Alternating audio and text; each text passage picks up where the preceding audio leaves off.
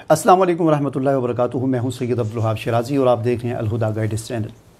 नाज़रीन, आज की इस वीडियो में मैं आपको शहद के बारे में बताऊंगा और बहुत सारे ऐसे सवालात जो एक आम आदमी के जहन में शहद के बारे में पैदा होते हैं। आज की इस वीडियो को देखने के बाद वो सारे के सारे सवालात क्लियर हो जाएंगे इंशाल्लाह। और शहद के बारे में जो ज़्यादातर जो होते हैं कि कौन सा शहद असली होता है, कौन सा शहद ज़्यादा बेहतर होता है और शहद कितनी अक़साम हैं, ये अक़साम कैसे बनती हैं।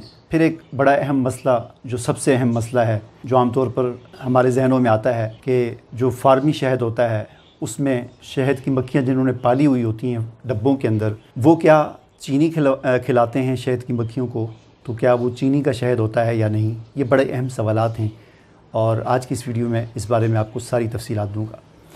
सबसे पहली बात तो शहद की देखें, बहुत सारी अक़साम हैं। उन अक़साम में दो बड़ी अक़साम हैं, एक होता है फार्मी शहद और एक होता है आज़ाद मक्खी का शहद। तो ये दो मोटी अक़साम होगी शहद की।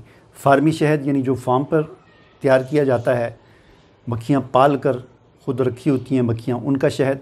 और आज़ाद मक्खी का शहद यानी वो आज़ाद मक्खी होती है, वो किसी काबू में नहीं होती, दरख्तों में, जंगलों में, गारों में, पहाड़ों में वो अपना छत्ता बनाती है और फिर लोग किसी को वहाँ पर नज़र आ जाता है, पता लगता है तो उसका वो शहद निकाल लेते हैं। तो ये मोटी दो किस्में होगी शहद की। अब फिर इससे आगे ज़ाहिर है आज़ाद मक्खी का शहद, ज़ाहिर है वो आज़ाद मक्खी है तो वो अच्छा उसको समझा जाता है। दूसरा जो शहद होता है फार्मी शहद। फार्मी शहद के बारे में लोगों के जहन में ये ख़्याल होता है कि शायद ये सही नहीं होता, या ये 2 नंबर होता है, नकली होता है, या इसको चीनी खिलाई जाती है। तो ऐसी बात नहीं है, ठीक है।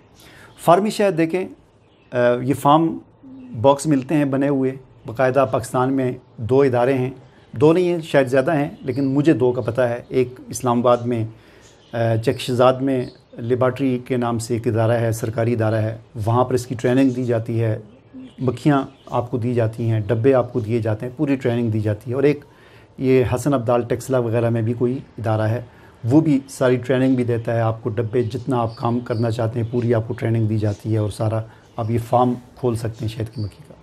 अब ये फार्मी जो शहद होता है इसकी भी बहुत सारी अक़साम होती हैं। तो शहद की 2 अक़साम तो मैंने आपको ये बता दी कि आज़ाद मक्खी का शहद, फार्मी शहद। फिर शहद की अक़साम बनती हैं मक्खियों के साइज़ के लिहाज से भी। मक्खियों के मुख्तलिफ़ साइज़ होते हैं, बड़ी मक्खी, दरमियानी मक्खी, छोटी मक्खी। तो इस एतबार से भी मक्खियों की शहद की 3-4 किस्में बन जाती हैं, ठीक है।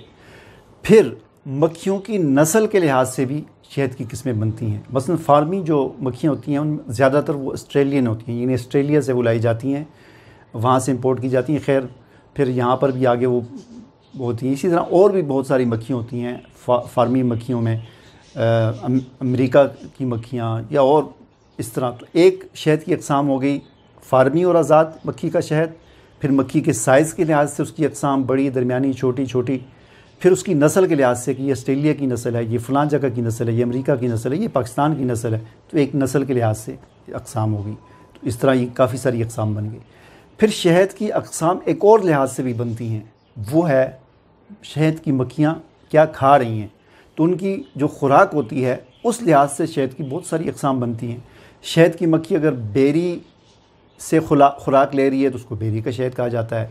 शहद की मक्खी अगर किसी ने फार्म सरगोदा में बनाया हुआ है तो वहाँ पर माल्टे के बागात ज़्यादा हैं, तो शहद की मक्खी माल्टे के बागात से अपनी खुराक ले रही है तो वो दूसरा शहद हो जाता है माल्टे का। शहद की मक्खी अगर सरसों के किसी फसल के करीब डब्बे रखे हुए हैं तो सरसों के फूलों से अपनी खुराक ले रही है तो वो वाला शहद बन जाता है। गंदम से ले रही है तो वो शहद बन जाता है। इसी तरह जिस चीज़ से, जिस फल से या जिस फूल से जिस किस्म की लेती है मक्खी, तो उस तरह का वो शहद होता है। तो इस तरह बेशुमार शहद की अक़साम बन जाती हैं और कलर उसके चेंज होते रहते हैं। मुख्तलिफ़ फूलों से और मुख्तलिफ़ फलों की खुराक लेने से शहद के कलर जो है वो चेंज होते हैं, ठीक है। इलाके के लिहाज से, आबो हवा के लिहाज से भी शहद की अक़साम मुख्तलिफ़ बनती हैं। अब एक और बड़ा अहम जो सवाल जो आपके जहन में होता है कि फार्मी मक्खी जो होती है, क्या फार्म जो होते हैं, डब्बे होते हैं, तो उनको आमतौर पर लोगों के जहन में ये होता है कि शायद इनको चीनी खिलाई जाती है और ये चीनी का शहद होता है। तो ऐसी बात नहीं है। देखें, मैं आपको बताऊं कि चीनी, एक डब्बा जो होता है ना, एक डब्बा, उसके अंदर हज़ारों मक्खियाँ होती हैं। फार्म वाले अपनी मक्खियों को चीनी नहीं खिलाते। उसकी वजह मैं आपको बताता हूँ। उसकी वजह यह है, चीनी खिलाते हैं लेकिन मजबूरी के टाइम खिलाते हैं। मजबूरी कब होती है उनकी? मजबूरी उनकी उस वक्त होती है कि जब मुसलसल 3-4 दिन तक बारिश लग जाए। ज़ाहिर है 3-4 दिन तक बारिश लगी रहेगी तो मक्खियों ने बाहर नहीं निकलना। ज़ाहिर है मक्खी बाहर निकलेगी, बारिश में गीली होगी, मर जाएगी, तो मक्खियों ने अंदर ही रहना है। तो 3-4 दिन तक अंदर रहना है तो भूखा तो उन्होंने मर जाना है। फिर तो ऐसी मजबूरी में फिर 1 दिन 2 दिन मजबूरन उनको फिर चीनी डालनी पड़ती है ताकि मक्खियाँ मर ना जाएं, ठीक है ना। वरना बारिश नहीं है तो मक्खियाँ जाती हैं, वो बाहर से खाती। दूसरी मजबूरी उस वक्त बनती है फार्म वालों की चीनी खिलाने की कि जब वो एक इलाके से दूसरे इलाके की तरफ शिफ्ट हो रहे होते हैं। ज़ाहिर है कोई भी फार्म जो होता है, मक्खियों के जो बॉक्स रखे होते हैं, ये सारा साल एक जगह पर नहीं बैठ सकते। ये ज़्यादा से ज़्यादा महीना या 2 महीने एक जगह पर बैठते हैं।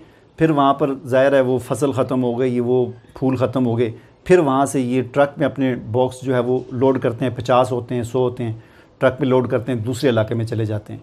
तो ये जब शिफ्ट होते हैं एक इलाके से दूसरे इलाके की तरफ, तो उस वक़्त फिर ये यूँ करते हैं कि रात के वक़्त जब मक्खियाँ सब अपने डब्बों के अंदर आ जाती हैं तो रात के वक़्त ये उनका आगे से सुराख बंद कर देते हैं और डब्बे उठा के ट्रक में रखते हैं और फिर अपना सफ़र शुरू कर देते हैं। 1 दिन का सफ़र, 2 दिन का सफ़र। तो इस दौरान मजबूरन फिर ज़ाहिर है उनको चीनी खिलानी पड़ती है।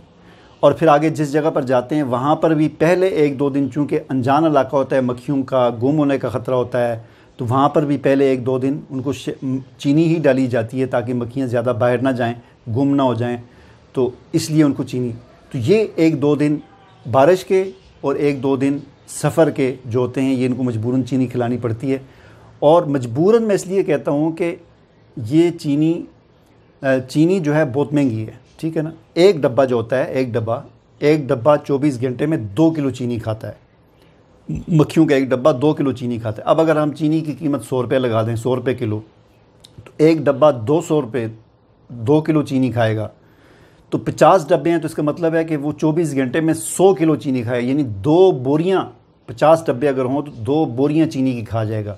तो आप अंदाज़ा लगाएं, क्या कोई फार्म वाला इस बात की गुंजाइश रख सकता है कि वो डेली की 2 बोरियां चीनी की खिलाए? अगर 2 बोरियां वो खिलाए डेली की और महीने की बन जाएंगी 60 बोरियां, तो ये 2.5-3 लाख रुपया बनता है अगर सिर्फ 50 डब्बे हों। अगर 100 डब्बे हों तो ये कोई 5-6 लाख बन जाता है। तो महीने में उनको 50,000 का शहद नहीं मिलता, तो क्या वो पागल हैं कि 2.5-3 लाख की वो चीनी खिला दें उनको? 2.5-3 लाख की चीनी खिला के 50,000 का शहद हासिल करना, ये तो कोई फ़ायदे वाली बात नहीं है। इसलिए इस बात को आप जहन से निकाल दें कि ये कोई फार्मी शहद जो होता है ये चीनी का होता है, ऐसी बात नहीं है। चीनी बहुत महंगी है। उनको फ़ायदा तो तब होता है कि शहद की मक्खियाँ मुफ्त में शहद दें, ठीक है ना, क्योंकि उनके और भी अखराजात होते हैं। जब एक इलाके से दूसरे इलाके में शिफ्ट होते हैं तो ट्रक बुक करते हैं, 40-50 हज़ार का तो ट्रक बुक होता है, वो अलग ख़र्चा। फिर उनके अपने खाना पीने का, फिर जिस जगह पर वो लगाते हैं महीने के लिए, 2 महीने के लिए, उस जगह का किराया उनको देना होता है। वो अलग बात है कि कई किसान या कई बागात वाले बड़े समझदार होते हैं, वो शहद की मक्खियों के जो डब्बे फार्म वाले होते हैं उनको खुद बुलाते हैं अपने फसल के करीब और अपने बाग के करीब। उनसे कहते हैं हम आपसे कोई किराया नहीं लेंगे, आप यहाँ पर लगाएं। जो समझदार होते हैं वो इस तरह करते हैं। क्यों? उसकी वजह यह है कि जिस फसल के करीब या जिस बाग के करीब शहद की मक्खियों के बॉक्स लाकर रखे जाते हैं, वो फसल भी दुगनी हो जाती है और वो फल भी दुगना हो जाता है। उसकी वजह यह है कि ज़ाहिर है जितनी भी चीज़ें उनके अंदर नर और मादा होता है। तो फसलों के जो पौधे होते हैं, चाहे गंदम हो, चाहे सरसों हो, चाहे कोई और फसल हो, उसके भी नर मादा होते हैं। और उनके नर मादा का जो वो मवाद जो होता है वो हवा के ज़रिए एक पौधे से उठकर दूसरे पौधे में गिरता है, तो उससे वो फूल लगते हैं, फल लगते हैं। हवा से ऐसे ऐसे हिलते हैं तो वो उनका आपस में मिलाप होता है। तो ज़ाहिर है वो हवा से उस तरह का मिलाप नहीं हो सकता जिस तरह का मिलाप शहद की मक्खियों के ज़रिए होता है। क्योंकि शहद की मक्खी जब एक पौधे पर जाके बैठती है फूल पर, तो उसके पाँव के साथ वो थोड़ा सा मवाद लग जाता है। फिर वहाँ से उठती है, दूसरे पे बैठती है, तो वो वहाँ पर जाकर टच हो जाता है। इस तरह उनका आपस में मिलाप हो जाता है और फसल दुगनी हो जाती है। तो जो समझदार किसान होते हैं, ज़रात वाले होते हैं, वो तो कोई किराया नहीं लेते, वो बल्कि इनको खुद बुलाते हैं कि हमारे बाग के करीब और हमारी फसल के करीब लगाओ। तो बहरहाल अर्ज़ करने का मकसद ये है कि ये फार्म वाले चीनी नहीं खिलाते, चीनी बिल्कुल वारा नहीं खाती, ठीक है ना। यानी चीनी से तो उल्टा नुकसान हो जाता है।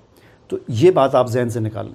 अब आखिर में एक बड़ी अहम आपको बात बताऊं कि शहद की जो ये अक़साम है, जैसा कि मैंने बताया कि बेरी का बाग होगा तो बेरी वाला शहद, अगर ये मक्खियाँ रखी होंगी किसी सरसों के बाग के पास तो सरसों का शहद, माल्टे के बाग के पास तो माल्टे का शहद। तो इस तरह मुख्तलिफ़ शहद होते हैं। तमाम शहदों में सबसे बेहतरीन शहद वो होता है जो जड़ी बूटियों का शहद होता है, और ये हिमालयन शहद या हज़ारे का शहद कहलाता है। हज़ारा ये एबटाबाद से आगे का जो इलाका है, मानसेरा, कागान, नारान, कोस्तान, थाकोट, अलाई, आगे गिलगित, ये सारा हिमालय का इलाका, हज़ारे का इलाका जो है, यहाँ का जो शहद होता है, चूँकि ये पहाड़ी इलाका है जहाँ पर बेहिसाब किस्म की जड़ी बूटियाँ हैं। अब देखें बेरी का जो शहद है ना, तो बेरी तो हम वैसे भी खा सकते हैं, बाज़ार से मिल जाती है, उसका फल हम खा सकते हैं, तो शहद भी बेरी का। सरसों हम वैसे भी खाते हैं भी हैं, इस्तेमाल भी करते हैं उसका शहद। माल्टे हम वैसे भी हमें मिल जाते हैं, सेब हमें वैसे ही मिल जाते हैं। लेकिन जो हज़ारे का जो शहद होता है, हिमालयन शहद, ये शहद जिन पौधों का होता है, नायाब किस्म के पौधे, फूल, जड़ी बूटियाँ, ये हमारी आम रूटीन में इस्तेमाल की नहीं होती। तो इनका जो शहद होता है वो इंसान के लिए बहुत मुफीद रहता है। इस हिसाब से ज़ाहिर है वो चीज़ें हम आम रूटीन में नहीं खाते। बेरी हम खा लेते हैं, गंदम, माल्टा, हर चीज़ हम आम रूटीन में भी खाते हैं, शहद भी खा लेते हैं। लेकिन वो जो शहद होता है वो जिन बूटियों का होता है वो आम हमारे रूटीन में इस्तेमाल में नहीं होती, इसलिए वो बहुत मुफीद भी होता है और बड़ा ताकतवर होता है, इंसान को ताकत देने वाला होता है। यही वजह है कि ये शहद महंगा भी बहुत होता है, और ये फार्मी नहीं होता, ज़्यादातर ये आज़ाद मक्खी का होता है। और इन इलाकों में लोगों ने अपने घरों के अंदर वो मिट्टी का बनाया होता है, जिस तरह तंदूर होता है ना, तो इस तरह गोल सा तंदूर सा बना लेते हैं, आगे से ही बंद कर लेते हैं पीछे से, और छोटा सा उंगली जितना सुराख आगे छोड़ देते हैं, अपने घर में रख लेते हैं।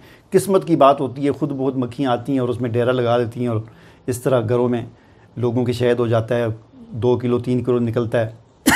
तो वो कुछ खुद खा लेते हैं, कुछ जाके बाज़ार में बेच देते हैं। तो इस तरह किलो आधा किलो करके ये इकट्ठा होता है, और यही वजह है कि बहुत महंगे। तो हमारे पास भी अल्हम्दुलिल्लाह ये होता है, अगर आपको चाहिए हो तो हम बेच देते हैं। हर वक्त तो नहीं होता, जब स्टॉक आता है तो हम